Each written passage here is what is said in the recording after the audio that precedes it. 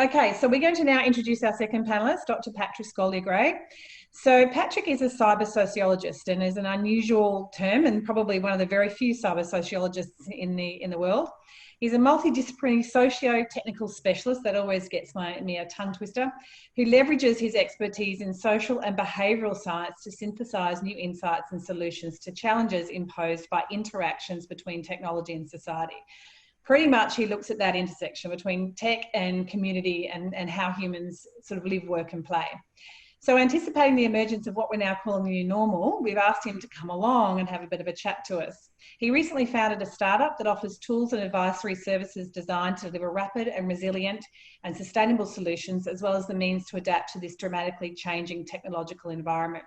He is also a professor at Deakin University. So welcome, Patrick. Thanks, Sarah. Just for the record, I'm actually not a professor. I'm a research fellow. Maybe one day I might achieve the rank of professor if I'm so fortunate.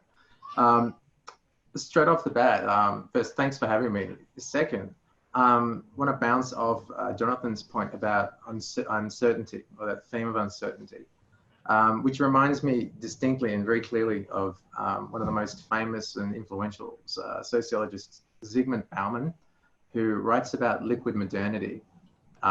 This was a long time before the new normal, before the COVID-19 crisis, before any of that. And he argued that as we entered this, at the time, this new era of digitalization, of the information age, of hyperconnectivity, et cetera, he argued that one of the core components of it was a constant state of liquidity, in a sense that everything is constantly changing, everything is constantly evolving, and that's painful. The sense of uncertainty, of not knowing what's going to happen next, of constantly having to change a profession, of having to constantly change. He actually had a term for it. He called it serial births, that you can expect to go through multiple vocations in a lifetime, and that every time you do that, you have to go and relearn and reskill and enter a new workplace and learn a new working environment and culture and people and so on.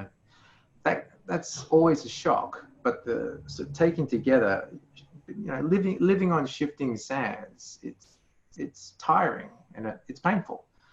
So what I get from that was that from a individual perspective, looking at what your clients need is essential, but understanding the broader structural forces that create the conditions for those individual circumstances is important to understand in conjunction with those individual circumstances.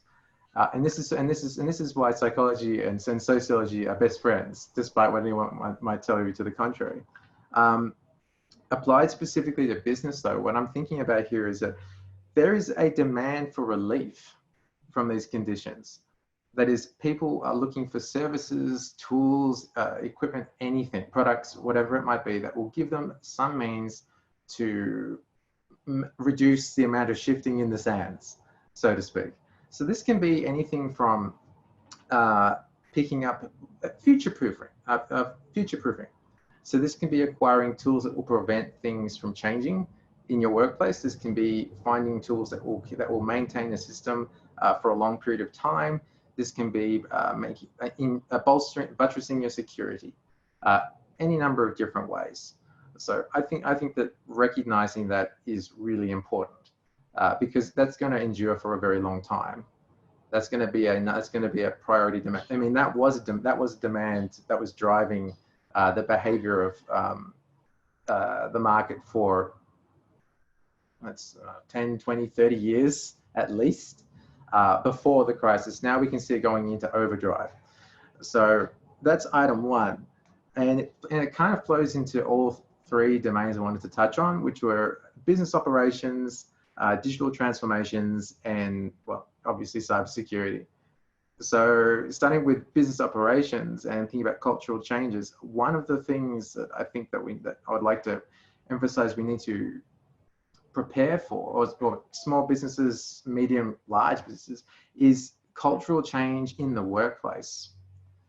the new normal to me, means things like this, like the environment that I'm currently working from home. Although we're seeing that that requirements for social distancing and epidemiological controls are starting to, be relaxed, people are not going to just forget what's happened over the last X months. They're going to continue to automatically, not necessarily self-isolate, but there's going to be there will be a reluctance to rush back into the public. There's going to be a reluctance to move back into their old office space. People are going to continue to work from home in a lot of cases, which means that we need to be willing to adapt to that change. That means that we need to be able to deal with our shifting needs or changing needs, much like Jonathan touched on, of our employees, but also of our clients.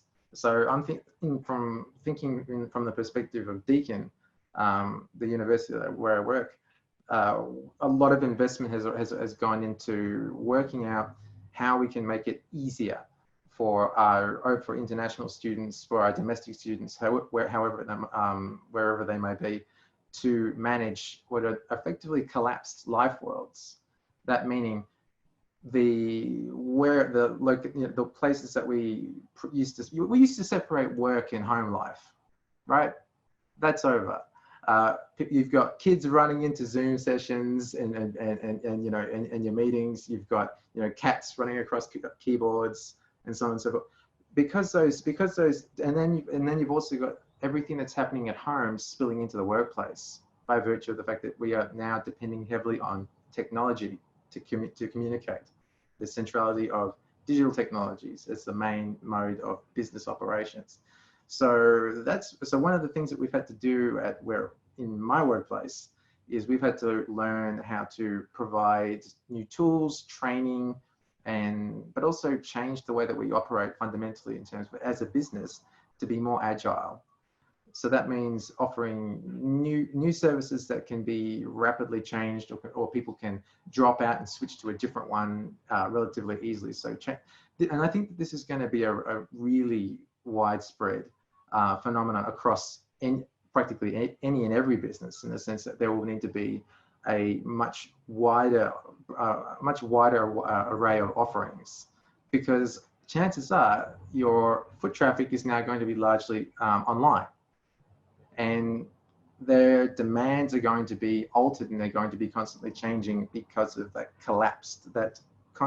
not only the constant change of circumstance, but also because the home world and the work world are kind of one and the same now, and probably will for the foreseeable future. In terms of digital transformation, thinking about things like new emerging technologies, I think is also critically important. So we can expect to see automation, AI, machine learning, pretty much everything that was going on in the tech boom before the crisis, that's going to carry on and continue to be a dominant theme.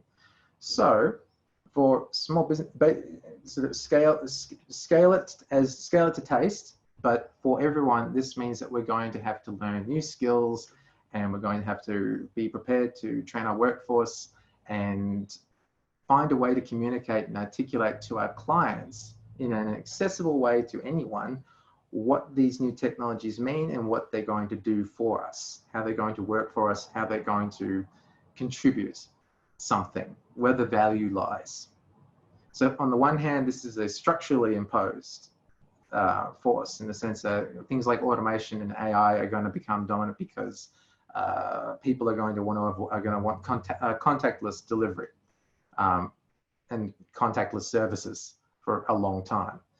But we still need to understand how those technologies work, or else people are naturally wary of what it is that they're getting involved with. People don't resonate intuitively with anything unless they can see how it works, why it works, and where it came from. So, and this is just one example.